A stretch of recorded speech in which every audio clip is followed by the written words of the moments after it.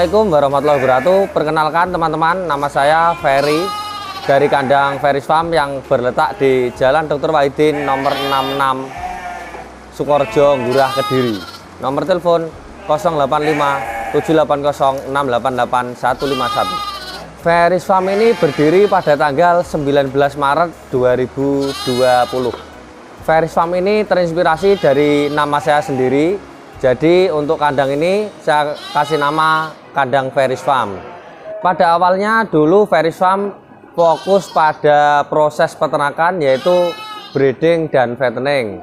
Selanjutnya untuk fattening ini kita diajari oleh pasar untuk trading. Jadi pada September 2020 kita memutuskan untuk trading domba di fattening, hasil fattening. Pada awal mula dulu berdirinya Ferry's Farm, kita mengambil 3 domba buntingan untuk breeding dan 3 domba jantan untuk fattening. Kemudian seiring dengan berjalannya waktu, kami menambah untuk di bidang fattening karena sirkulasi yang sangat cepat, yaitu 3 bulan sekali.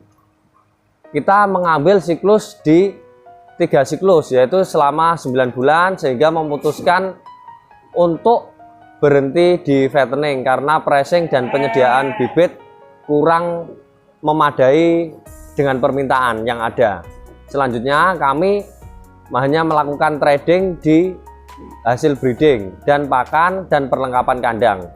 Untuk saat ini di Ferry's Farm populasi dombanya ada 650 ekor terbagi menjadi 3 kandang. Untuk memulai awal itu kan pas Covid, Mas.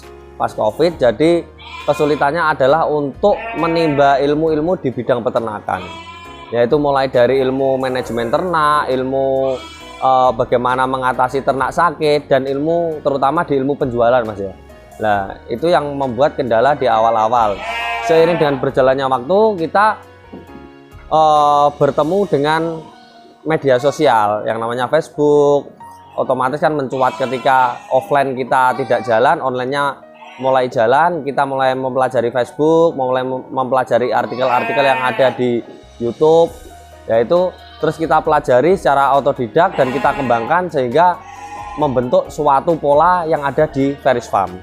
Setelah kita mempelajari dari online itu tadi, kami memutuskan untuk pembuatan konsentrat atau membeli bahan-bahan untuk bahan penguat daripada pakan. Nah itu ya. Terus kita cari informasi di Facebook, otomatis kan keterbatasan. Kita hanya mendapatkan harga fix yang ditampilkan di halaman-halaman Facebook dan lain-lain. Maka dari itu kita juga hanya bisa membeli secara online atau mendatangi langsung alamat-alamat yang tertera di media sosial tersebut. Otomatis kita hanya terbatas di media sosial sejauh mana kita masuk di media sosial itu tersebut. Jadi semakin lama kita semakin bagus, sehingga kendala-kendala untuk referensi bahan yang bagus, harga yang lebih terjangkau, dan intinya kalau bisnis domba ini pakan itu harus kontinu seperti itu. Nah selain itu untuk manajemen pun kita juga kesulitan karena kita tidak bisa datang langsung ke farm tersebut. Maka ada beberapa trial error baik ada kematian, gagal di bidang penggemukan, gagal di bidang breeding, ada kematian di anak-anak, dan selanjutnya adalah keterbatasan pasar serapan, Mas. Nah, pasar serapan ini hanya kita dapat dari media sosial karena kita tidak bisa langsung turun ke pasar-pasar atau ke rumah-rumah atau door to door secara langsung seperti itu.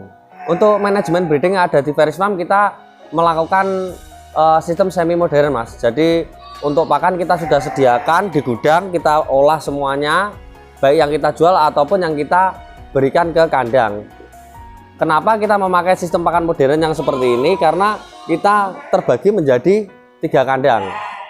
Itu ada di sini, di Pare, dan di Kandangan. Ini semua dipegang oleh keluarga kami.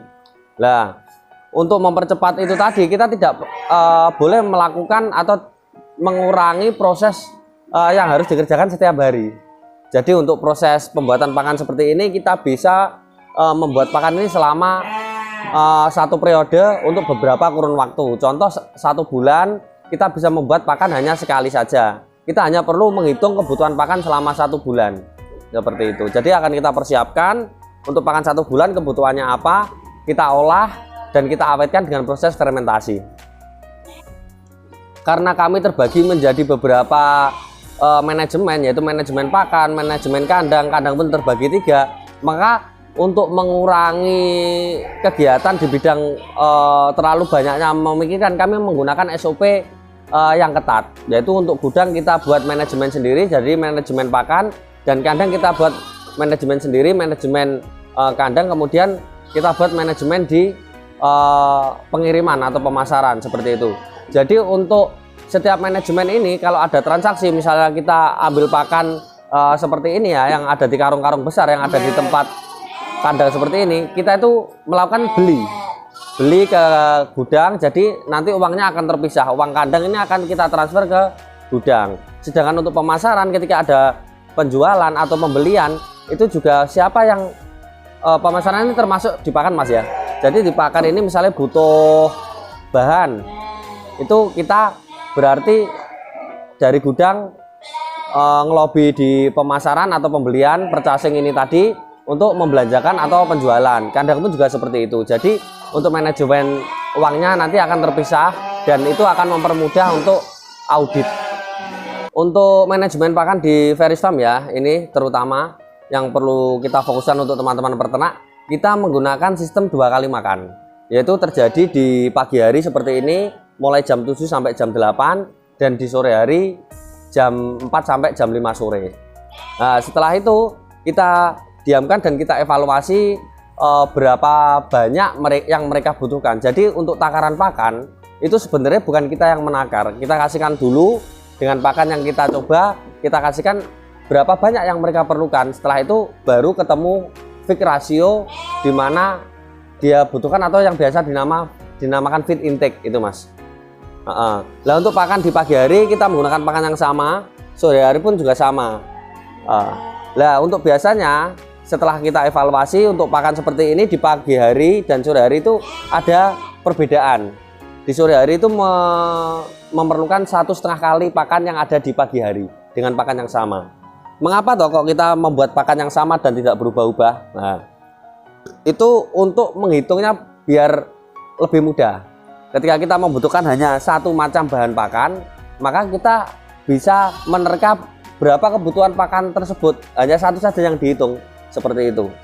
Dan kita juga bisa melihat efek daripada pakan tersebut terhadap hewan ternak kita, apakah menjadi lebih bagus atau kurang atau medium atau cukup, seperti itu. Jadi pakan seperti ini sangat mempermudah untuk trace ketika kita ada masalah di kandang, terutama sesuatu yang tidak fix, seperti itu. Kalau pakan ini sudah fix, maka kita hanya akan melihat pola-pola yang ada perubahan. Contoh, kok tiba-tiba mencret, ada yang berubah? Contoh, ada domba baru, mungkin adaptasi, atau domba lama kok tiba-tiba mencret, oh ada perubahan cuaca, atau mungkin telat pemberian mineral block dan lain-lain, seperti itu. Kalau di Feris Farm ini ya, untuk saat ini terutama kita fokus ke breeding dengan menggunakan pejantan impor. Jadi kita ada sufok, ada dorper, juga ada awasi. Nah, untuk sistem perkawinan kita menggunakan sistem kawin koloni. Dalam setiap koloni kita biasanya mulai dari 25 sampai 50 ekor. Itu kita pakai durasi 2 bulan sampai 4 bulan. Alasan kami ya terutama untuk pertimbangan mengapa kami memakai domba-domba jenis impor ini, karena domba tersebut mempunyai ADG atau turunan anaknya ini nanti mempunyai ADG yang cepat. Nah, kalau kita dalam dunia bisnis, kita kan yang kita pikirkan adalah sirkulasi Mas.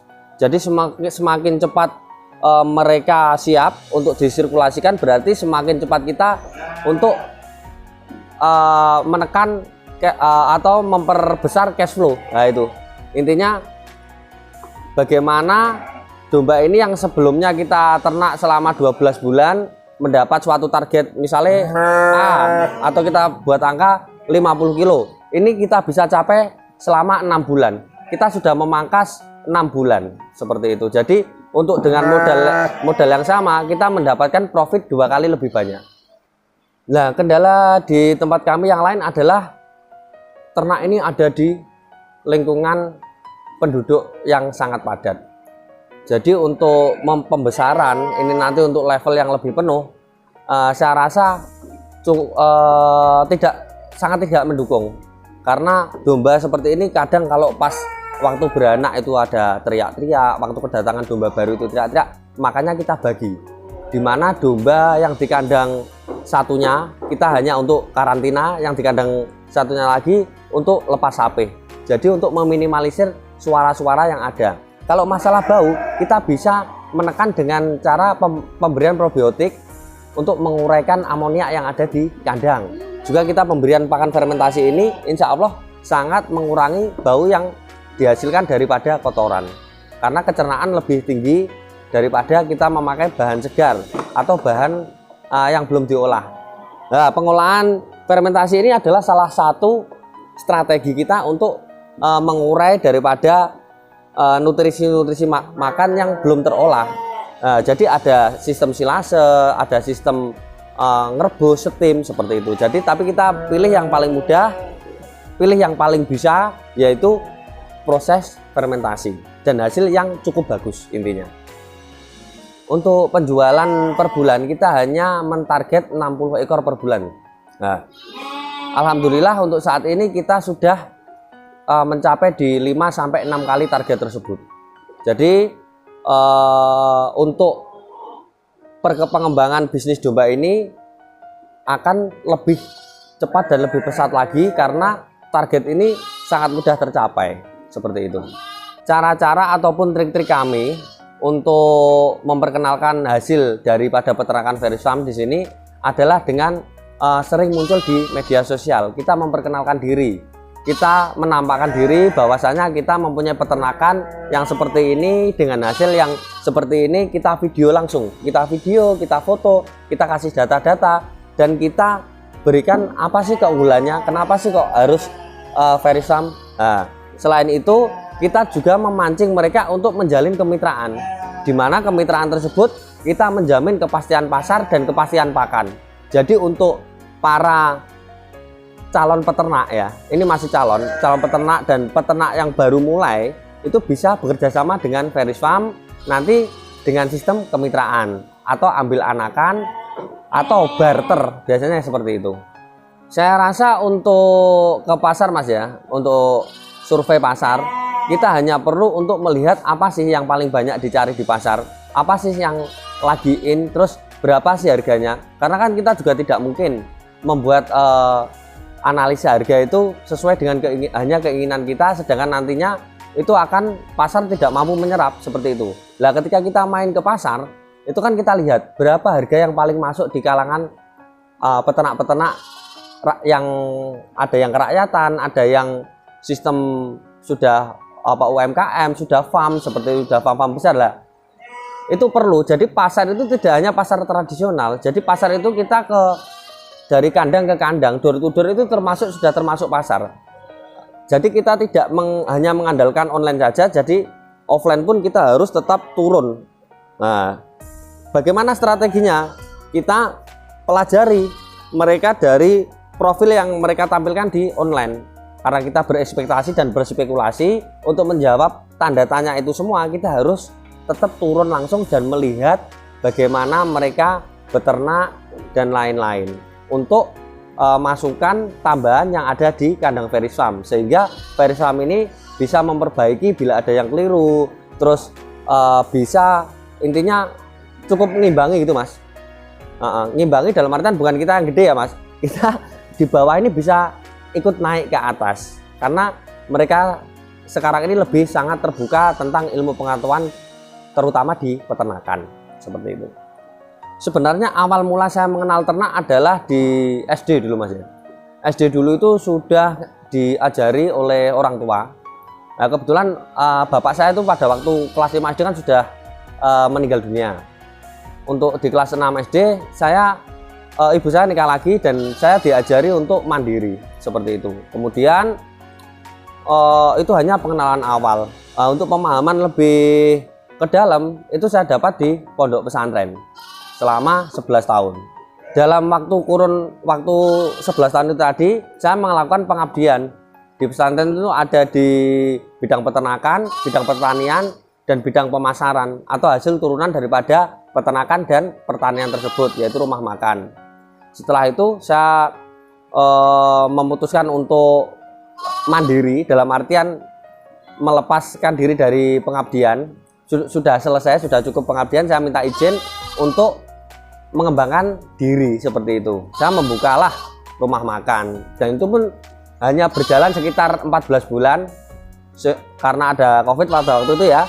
Terus akhirnya saya putuskan untuk tutup, dan saya pilih untuk memberanikan diri untuk beternak sendiri. Sebelumnya kan masih ikut orang tua dan ikut di pondok seperti itu. Yang membuat peternakan ini bisa berkembang ya, intinya kita itu harus konsisten. Konsisten dalam artian kalau kita sudah memutuskan untuk beternak, kita harus benar-benar 100% di peternakan. Apapun yang terjadi, jadi kita pelajari tentang peternakan, kita ambil referensi-referensi baik itu dari media sosial ataupun dari guru-guru yang sudah senior, kita pelajari semua. Sehingga itu nanti akan membuat peternakan ini yang sebelumnya kita merasa tidak tahu apa-apa menjadi tahu. Lah, ketika kita semakin tahu, kita akan merasa semakin bodoh karena terlalu banyak hal ternyata yang belum kita ketahui seperti itu. Jadi akan ada keseruan di situ, Mas. Kita semakin belajar, semakin belajar, semakin belajar, sehingga kita perasaan untuk puas menjadi sesuatu yang sudah tinggi itu tidak ada. Kita tetap merasa semakin rendah dan rendah seperti itu, Mas. Jadi ambisi dalam peternakan itu sebenarnya adalah ambisi untuk belajar bagaimana kita memahami ternak agar sesuai permintaan yang ada di masyarakat atau sesuai dengan yang terutama ya yang ternak inginkan seperti itu. Untuk kata-kata motivasi, Mas ya, jangan sampai manusia, terutama kita sebagai peternak itu merasa puas dengan apa yang sudah kita capai. Karena dengan kita merasa tidak puas tersebut atau kita merasa masih rendah, kita akan terus dan terus belajar untuk mencapai sesuatu yang belum pernah kita ketahui seperti itu. Mungkin kita, contoh saya dulu pernah untuk pakan ini sudah fix bagus. Nah, ternyata setelah dari guru-guru kita merasa kurang dan akhirnya mau menerima dari guru-guru tersebut, ada perubahan-perubahan pakan yang lebih bagus seperti itu. Jadi intinya jangan sampai kalian memutuskan untuk berhenti belajar selama kita masih hidup, dan jangan sampai kita merasa pintar seperti itu. Bagi para teman-teman yang ingin beternak domba, bisa belajar menggunakan trik-trik yang saya lakukan atau langsung datang ke Ferries Farm seperti itu. Atau kalau pengen terjun langsung, bisa membuat ikatan kemitraan ya intinya dengan Ferries Farm. Nanti di sana ada bimbingan secara gratis bagaimana cara berternak, nanti bonus pemasaran dan kepastian harga seperti itu. Terima kasih teman-teman yang sudah menyaksikan channel Gapper. Semoga semakin bermanfaat untuk kalangan para peternak tentunya. Dan assalamualaikum warahmatullahi wabarakatuh.